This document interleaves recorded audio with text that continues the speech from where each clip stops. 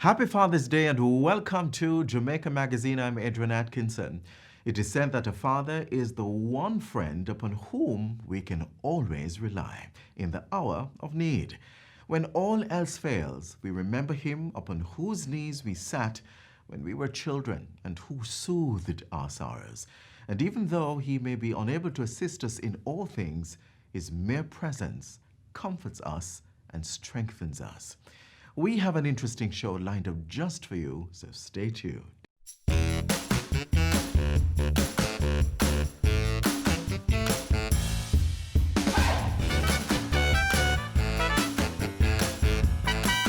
COVID-19 disrupted the school year and caused several major setbacks, one of those being the CXC and CAPE examinations. Today on Get the Facts, we are joined by Dr. Casson Troop, as she provides all the need-to-know information on the upcoming exams dates, adjustments, preparations, and more.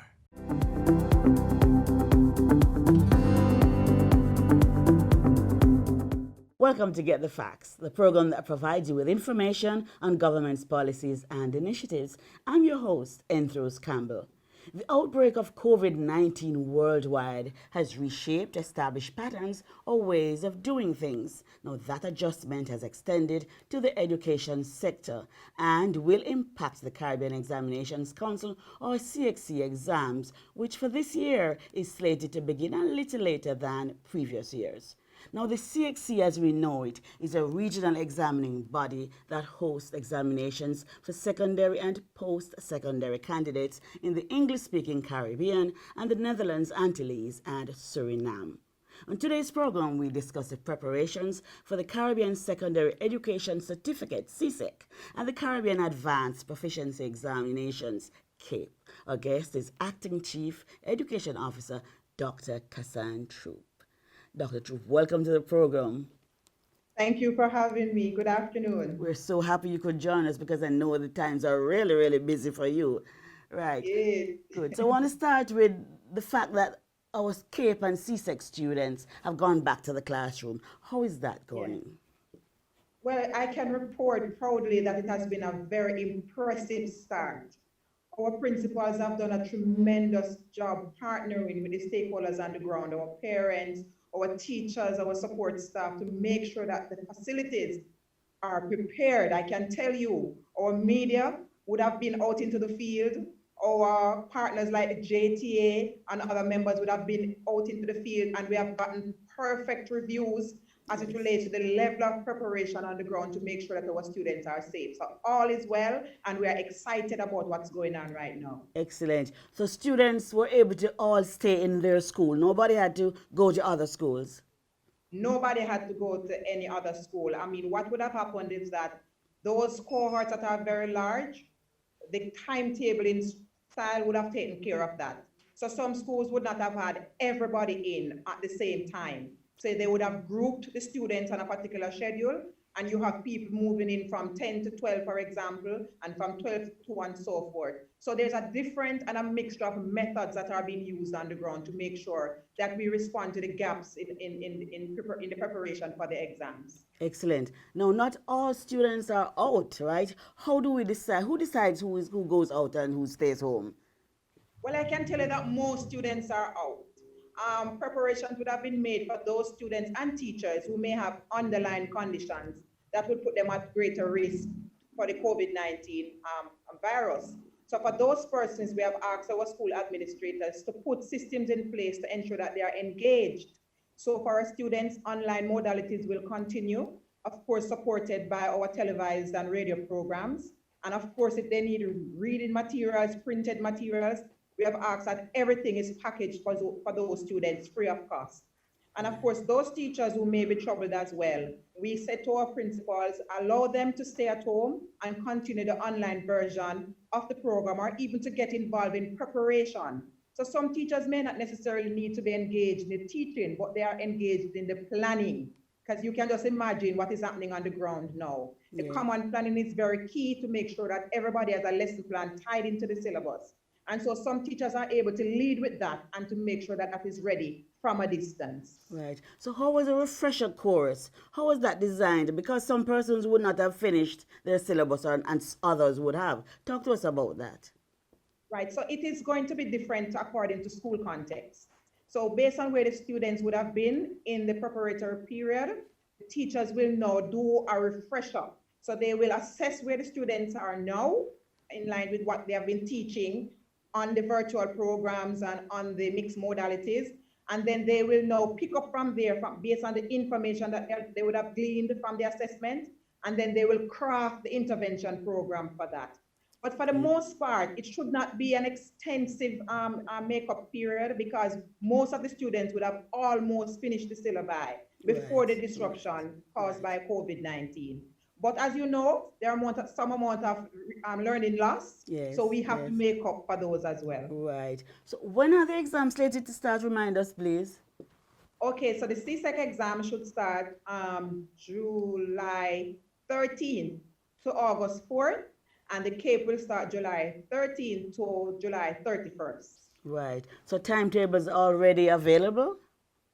Well, we have the master timetables have been shared already with our schools, and the individual timetables will be provided to the students as per usual. All right. So students are going to be going straight to their schools for these exams, right? Yes, they are assigned to their centers as per usual. But as you know, CXC has a protocol in place. In the event that a child cannot get to a center, they can report to any other center. Okay. Systems are in place to treat with that. Yeah, right. Talk to us about the preparations for students who have underlying issues and teachers too. Right. So for those students, as I said earlier, we will continue the mixed modality with them. So if they are home, they will continue with the online learning. They will get their printed packages, and of course, they will get their data support for those who may need data support, because this is a crisis and we cannot leave anybody behind. So we have said to our principals and teachers, do the personal assessment as per each case and provide the support for those. If the teachers need to be home, they have trouble with accessing the device or with the data, we say to our principals, provide the resource for that. So we have laptops in our schools, we have tablets in our schools that can be given on loan to these students. We have already given our directives on that. So those tablets that are in schools, those can be given on loan to our exam students and to other students who are already engaged in the online version of the program. Right. So, and the teachers, of course, will get their online support materials in partnership with their colleagues. Right. Let's talk a little about the exams themselves. These are going to be written exams, right? They're not going to be using laptop or anything. They're going to be written exams. Right. So the exam is going to be paper-based, and they will only do the paper one version of the exam. So they're accustomed to doing paper one and paper two. So under the crisis, the examining body would have modified this approach, of course, informed by psychometric practices. And so the students will only do the paper one version, which is the multiple choice, and it will be a paper-based exam. But Doc, not all the students are going to be doing one paper. I understand that Spanish and French are going to be doing all of the papers. Why is that so? And tell us about that. They will do the orals because that's a component of the exam. And for you, based on how the exam is graded, the SBAs would not be sufficient for the grades to be awarded. So the speaking and the listening and the conversation with the language, that's very, very important. And so that component remains a part of it. And as the psychometricians would have informed, that would have been necessary for us to award a fair grade. So you're going to do the orals and the listening comprehension as well? For the listening comprehension is done for the communication studies group, where in that exam, a piece is read to them, and they listen, and they take notes, and then they use their notes to formulate their responses in their written paper. Right. In the languages now, like the French and the Spanish and so, they will do a conversation is going to be a part of that. And of course, they will be read to and they will respond. So again, to have the pronunciations and the reflections and so, those are very important in grading those students. All right, so there's going to be the oral paper, and there's going to be no listening comprehension, and then there's going to be a long paper with the essay and the dialogue and so on? For the oral exam for the Spanish Yes. and for French and so, they're accustomed to 3 areas in that. And that is, they're going to do the passage. They're going to be reading a passage. Right. Right? They will be having the conversation. They are used to having a situation posted to them and they will respond. They are thinking of removing that component of the oral. Okay. So that is the only modification taking place. So they will have their conversation and they will do their reading, the passage to read, which is very important. Right. But what about the other paper, the essay and the dialogue and the situation responses? Right. So they will not, there's discussion taking place to finalize that. So they will not, under the oral, they may remove the situation component. Yes. Right, so that's the kind of modification that is taking place. Okay. But of course, in the written piece that they will do with their paper ones, and so the other aspect of the exam will be graded through those questions. All right. Okay, we're going to take a break now. We'll come right back with more information on CSEC and K preparation. Stay with us.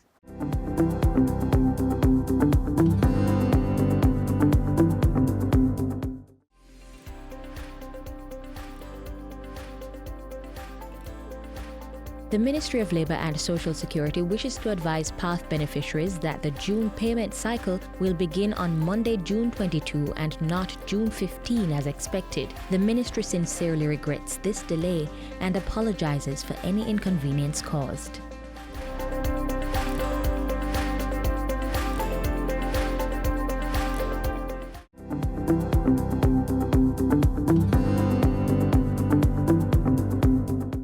Welcome back to Get the Facts. We're talking about CXC and CAPE exams for this year. Our guest is Dr. Casson Troop, who is the Acting Chief Education Officer, of course, in the Ministry of Education. I want to talk a little bit now about the mental health of our students taking exam, Dr. Troop. COVID would have had some kind of impact. Are we considering that, and what are we doing to help the students if they're so impacted? Our students and our teachers would naturally be affected by this pandemic, as some persons call it a crisis. And so they have to be supported in their coping mechanism.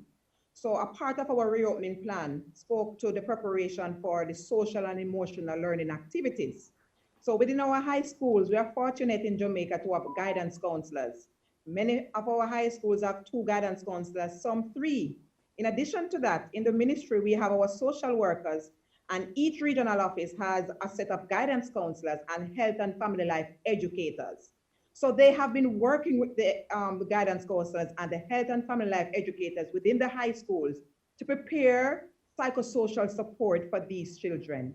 So they will have empowerment, debriefing sessions before they start any kind of technical, clinical content matter concerning the exams. And prior to some of the schools resuming, a number of the children were engaged via the virtual modalities in empowerment sessions, debriefing sessions, conversation sessions, just for them to just talk about this, relax, and come up with coping strategies.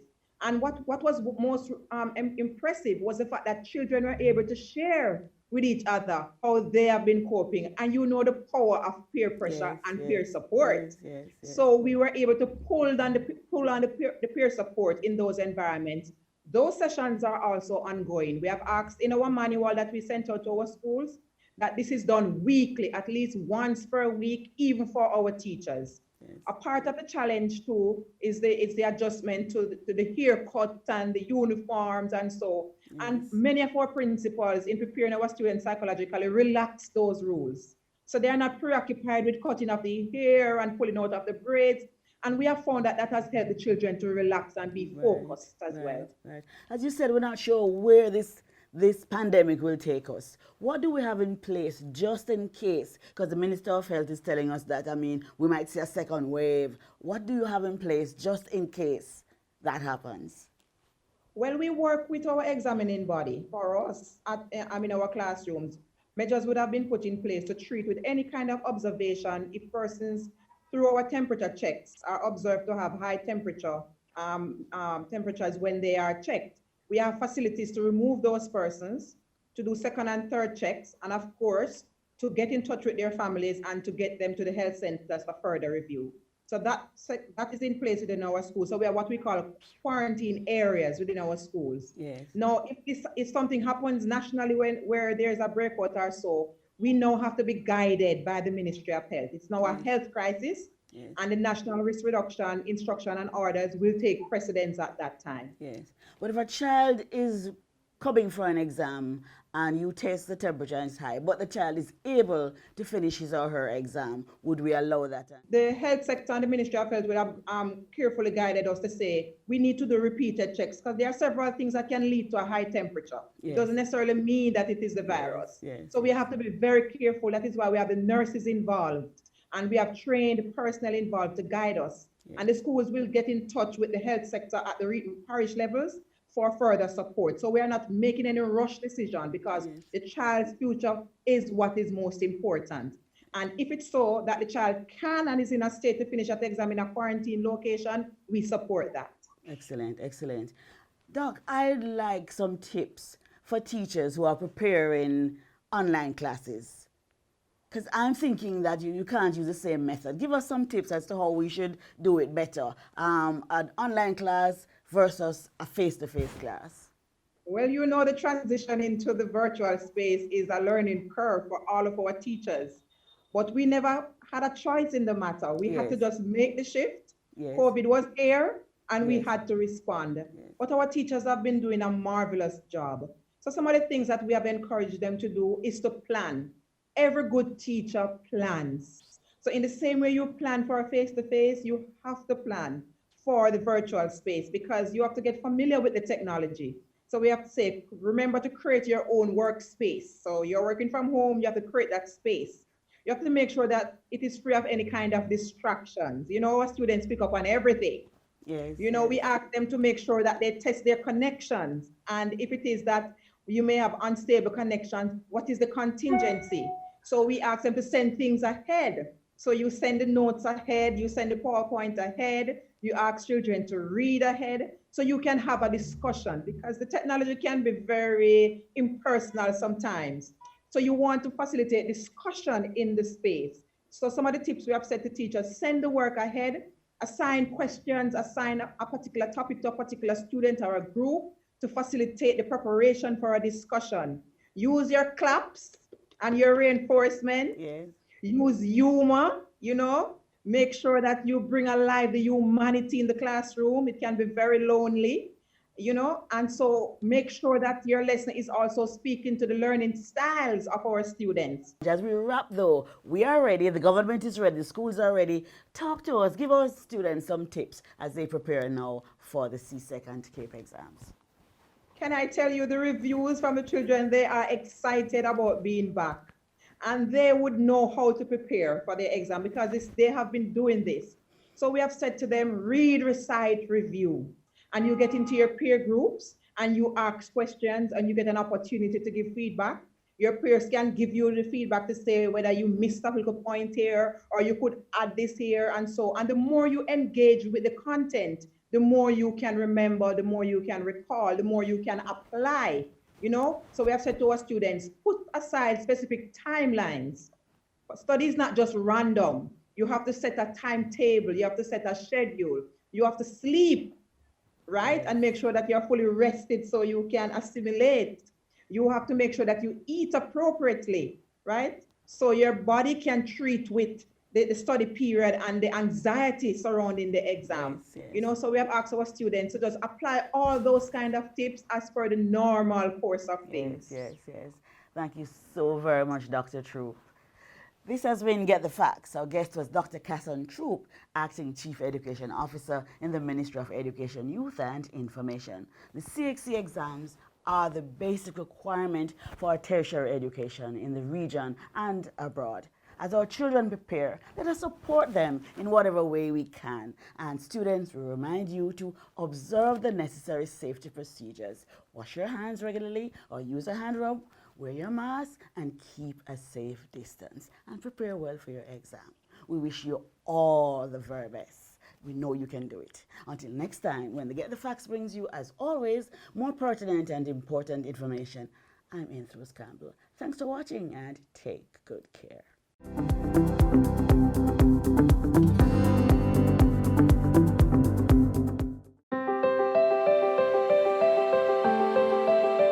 Solid waste waste management is a critical component of curtailing local transmission of COVID-19. As householders strive to keep their homes and frequently used surfaces clean, domestic garbage collection is now even more important. The National Solid Waste Management Authority, NSWMA, has called on citizens to partner with the agency in taking all measures possible to contain the spread of this virus. The recommended actions to support the sanitation crews are securing household garbage by properly bagging, tying, and placing in a container for collection, double bagging garbage containing tissue, gloves, face masks, and diapers, placing storage receptacles at the front of the premises where they can be accessed without hindrance 24 hours per day. Persons with uncollected garbage are also encouraged to contact the agency through the following media. Call toll-free at 888-CLEAN-JA, that's 888-253-2652, or WhatsApp 876-448-3220. Or email nswma@nswma.gov.jm. Visit the agency's website www.nswma.gov.jm and reach out on Twitter, Instagram, and Facebook. The NSWMA continues to work closely with the Ministries of Local Government and Health to ensure the welfare of employees and the citizens of Jamaica.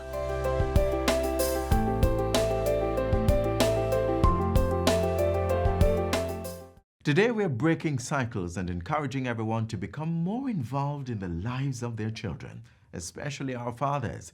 This next feature teaches you just that. I want you to first begin to look at, who am I? Who am I as a parent? Future leaders of Jamaica.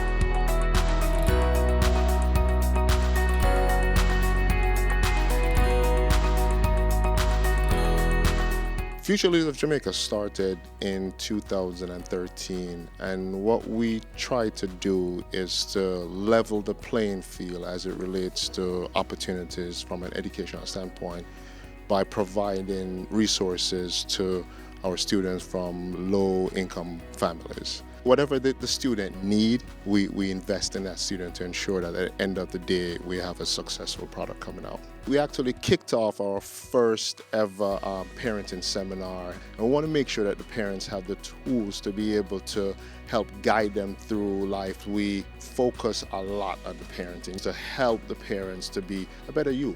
Bulk of the agenda today, it was really around self-empowerment and self-improvement. Did you or did you not know, and this is important to know, that human trafficking is a global crime? What we have found across the world, having spoken to global law enforcement, that social media, smartphones, and the internet, on top of or under the umbrella of bad parenting, is the main driver here. Back in the day, pedophiles had to go to a school gate to get a victim. Where do you think the pedophiles are now? We rescued a girl from Port Maria in St. Mary recently who met love online. And she was told to meet the person at number 3 Mountain View Avenue in Kingston at a hotel. The person was flying in. It's right at the bumper Mountain View. We got her in. We have across the world 16 ways in which a person can be trafficked. Organ harvesting is possibly of the dead. We can also harvest organs from live people. Debt bondage. This is where debt is either owed or believed to be owed. Child soldiers. Across the world, they are recruiting kids, and we're trying to get that in our law. When the gangsters get kids in, then we charge them for human trafficking. Forced begging. Just last year, we closed our first case in Jamaica of persons who forced others, youths they were, to go on the street in Spanish Town and beg at stoplights. The target age group are usually 14 to 21 years old.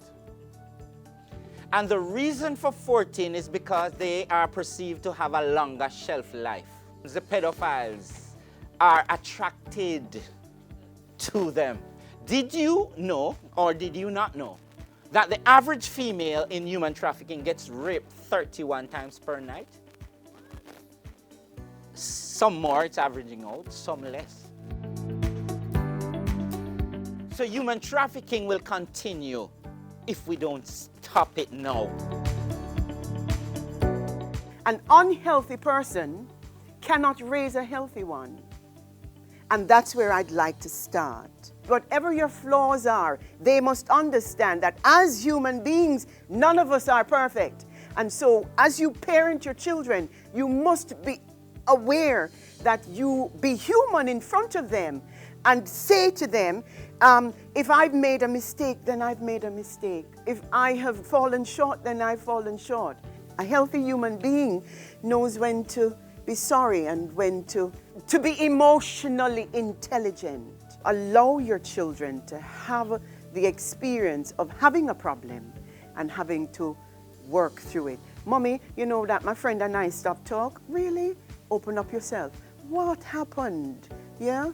And allow, just sit there and listen. One of the most important things about counseling is not a counselor telling you what to do, is actually you reaching there by yourself. And another thing, parents, don't be afraid to play. Don't be afraid to play and laugh and teach your children that life is good, right? So, you know, you do a one lick and you run. It was an amazing seminar. We had about 50 parents today. What's always important for us is to get a good mix. What I did see today, a number of male faces showing up. So it's good to see that the fathers are now stepping into their rightful roles. It was very enlightening, also informative, and at the back end alarming to hear the statistics revealed by the head of CTAP, Mr. Berry, about human trafficking. As it relates to the cell phone usage and social media, I would just try to be more knowledgeable of it. You know, I'm a parent of one, my daughter.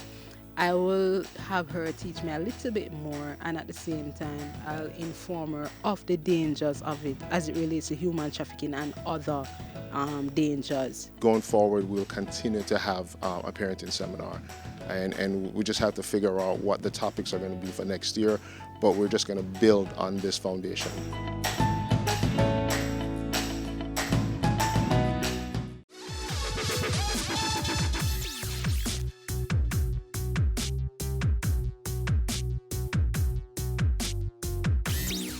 It's a quarantine Father's Day, and if you're still pondering what to do, I've got some ideas just for you. Get in the kitchen and whip up a hearty brunch just for Dad. Give him a break from the kitchen today. Plan a family game night and spend some quality time together, sharing laughs, food, and drinks. But most important, make memories. If your dad has a sweet tooth, bake him a cake or some brownies, his favorite to be exact. And if you want to make the experience more interesting, do it together. You guys can also embark on an adventure, learning something new. Remember, you may not get it right at first, but don't push yourself too hard. It's all about having fun together. Father's Day is not just about the gifts. It's about spending quality time with each other as well. A gift may just be temporary, but nothing beats memories, and those last a lifetime. Do your best in creating those memories for you and your father today. It's something you may want to share with your future children as we aim to make Jamaica the place of choice to live, work, raise families, and do business.